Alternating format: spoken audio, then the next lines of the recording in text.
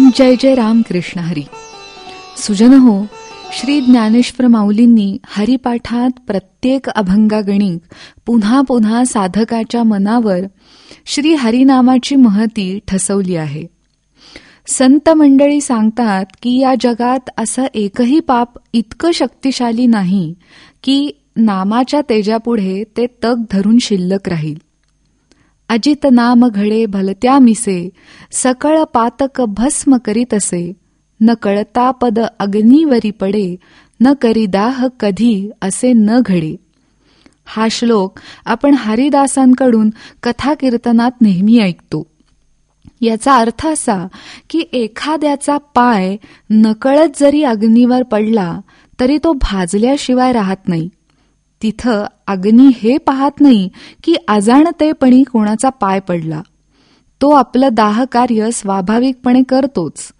याच न्यायाने अगदी नकळत जरी भगवंताचं नाम घेतलं गेलं तरी ते नाम उच्चारणाऱ्याचं पाप जाळून नष्ट करतं.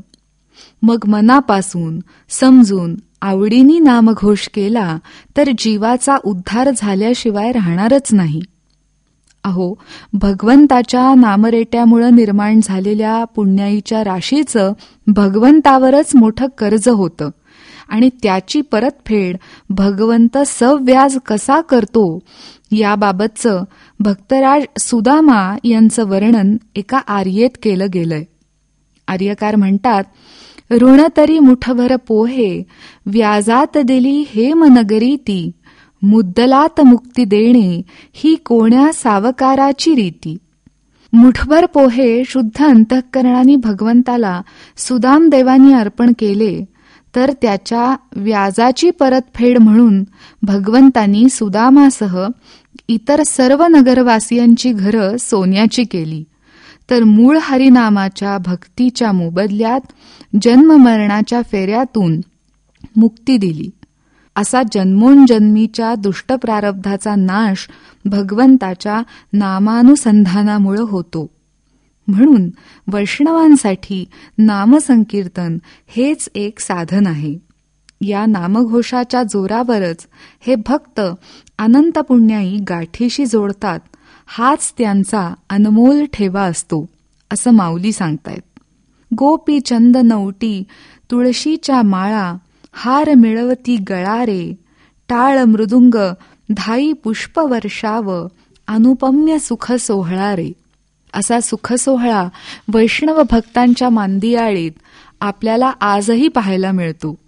श्री एकनाथी भागवतात एकनाथ महाराज ईश्वराची वाणी ओवीबद्ध करताना म्हणतात, तैसी अल्पही माझी भक्ती, श्रद्धायुक्त प्रवेशिल्या चित्ती.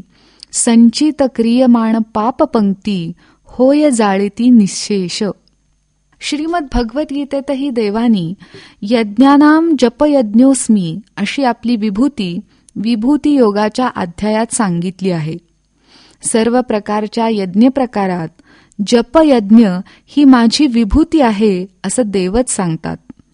नामस्मरणाच्या योगाने मायादी विकारांचा लय होतो. मनुष्याकडून पुण्यकर्म घडलं तरी त्याचं फळ सुकृत भोगण्यासाठी जन्म घ्यावा लागतो आणि पापकर्म घडलं तरीही त्याचंही फळ भोगायला जन्म घ्यावाच लागतो. म्हणून प्रत्येक कर्मच निर्बीज झालं तरच मुक्ती प्राप्त होते हे ओळखून हरिरूप होण्यासाठीच श्री हरिनामाशिवाय अन्य कोणत्याही साधनाचा मी नेम करत नाही असं सांगताना माऊलींनी पुढचा अभंग लिहिला. नाम संकीर्तन वैष्णवांची जोडी, पापे अनंत कोटी गेली त्यांची. अनंत जन्मांचे तप एक नाम, सर्व मार्ग सुगम हरिपाठ. योग याग क्रिया धर्माधर्म माया, गेले ते विलया हरिपाठी. ज्ञानदेवी यज्ञ याग क्रिया धर्म, हरी वीण नेम नाही दुजा. जय जय राम कृष्ण हरी.